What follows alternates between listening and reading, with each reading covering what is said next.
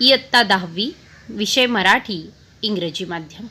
आज आपण बोर्डाच्या प्रश्नपत्रिकेचे जे स्वरूप आहे त्याला अनुसरून औक्षण आणि हिरवगार झाडासारखं या दोन कवितेची उजळणी करणार आहोत, अर्थात रिव्हिजन करणार आहोत. ते रिव्हिजन करत असताना आपण आधी बघूया, प्रश्नपत्रिकेमध्ये 2 पद्य विभाग, गुण असतात 16 मार्क्स.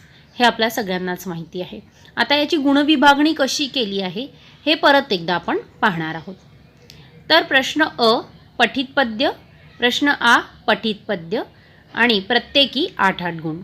आता अ जे 8 गुणांसाठी कृतीनिहाय गुण विभागणी आहे ती खालीलप्रमाणे: आकलन कृती 2 गुण, दुसरी आकलन कृती 2 गुण, शब्दांचे अर्थ 2 गुण, 4 शब्द दिले जातात म्हणजे प्रत्येकी अर्धा गुण, काव्य सौंदर्य 2 गुण.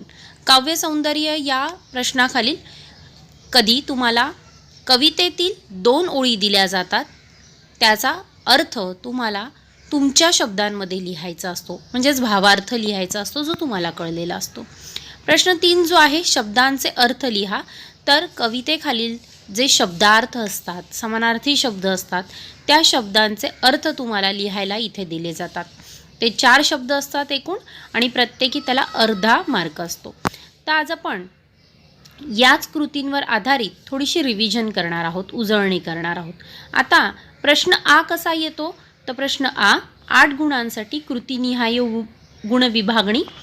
तर कवीचे नाव किंवा कवयित्रीचे नाव हे लिहायला येते 1 गुण, कवितेचा विषय 1 गुण, प्रस्तुत कवितेतील दिलेल्या 2 ओळींचा सरळ अर्थ 2 गुण, कवितेतून मिळणारा संदेश 2 गुण, कविता आवडण्याची वा न आवडण्याची कारणे 2 गुण, दिलेल्या 4 शब्दांचा अर्थ 2 गुण.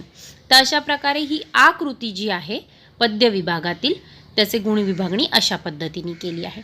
पण ही गुण विभागणी 8 गुणांसाठी असली तर इथे 6 तुम्हाला कृती दिसत आहेत, त्यातील कोणत्याही 5 कृती तुम्हाला येतात. त्यापैकी पहिली कृती आणि दुसरी कृती म्हणजेच कवयित्रीचे किंवा कवीचे नाव आणि कवितेचा विषय हे कंपल्सरी येणारच, कारण की हे 1-1 गुणाला आहे आणि तसा संदेशही आम्हाला असतो की या 2 कृती तुम्हाला द्यायच्याच आहेत. पुढे पाहूया कृती अ औक्षण कवितेवर आधारित.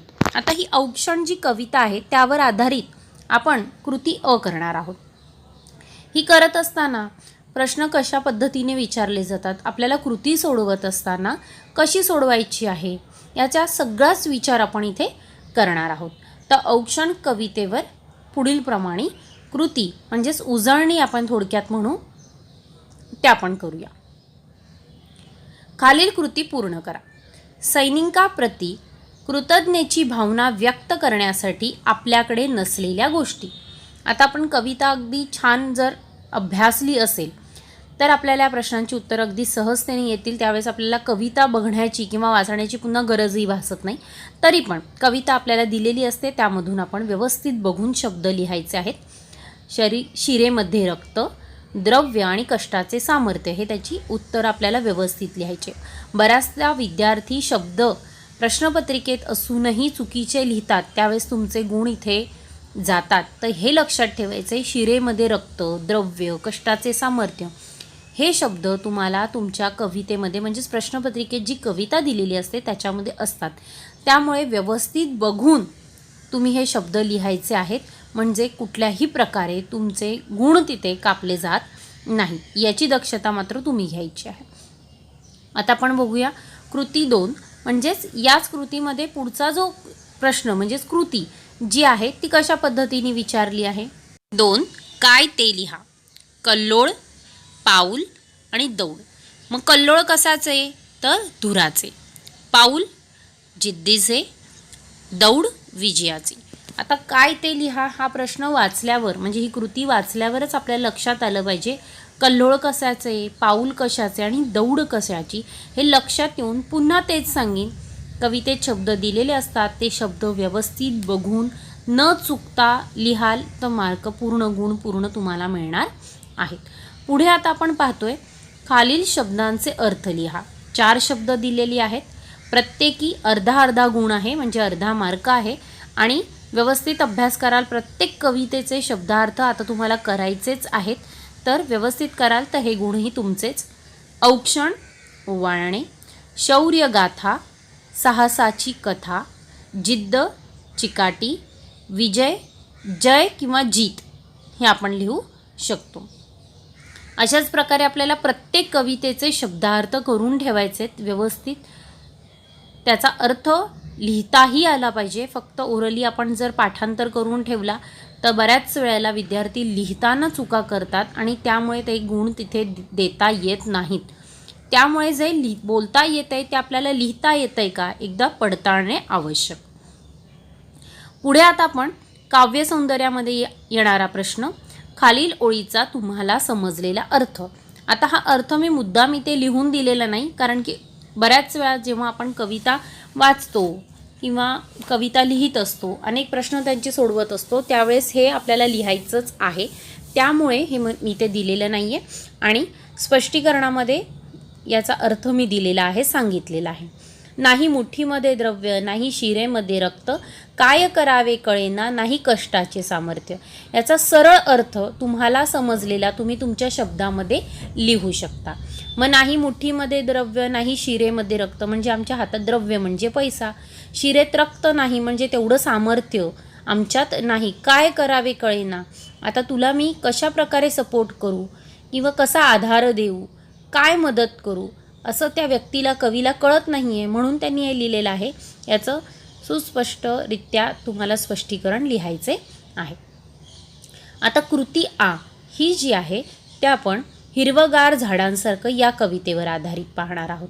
पहिली कृती आपण औक्षणात या कवितेवर पाहिली.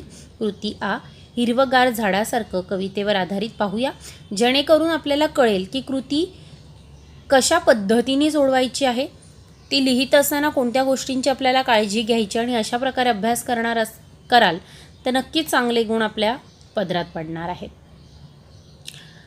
हिरवगार झाडांसारखं पहिली कृती.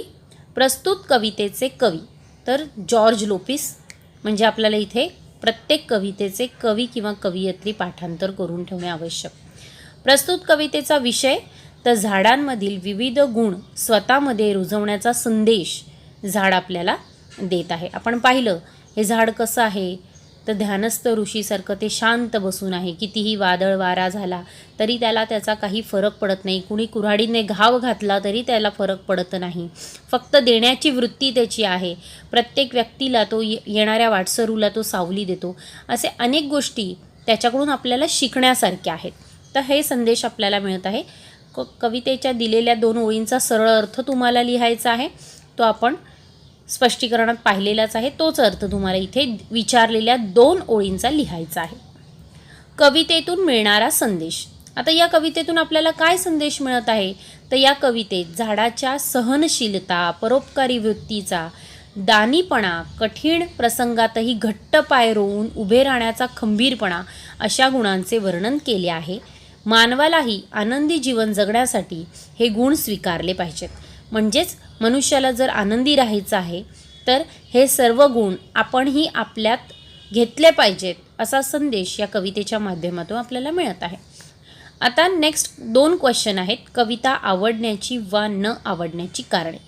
आता कविता आवडण्याची न आवडण्याची कारणे मी तुम्हाला इथे दिलेली नाही आहेत, कारण की आपण या पूर्वीच्या व्हिडिओमध्ये ते पाहिलेलं आहे आणि तेच उत्तर तुम्हाला इथे लिहायचं आहे. दिलेल्या 4 शब्दांचा अर्थ, सगळेच शब्दांचे अर्थ पाठांतर आपल्याला करून ठेवायचे आहेत आणि ते आपल्याला इथे लिहायचे आहेत.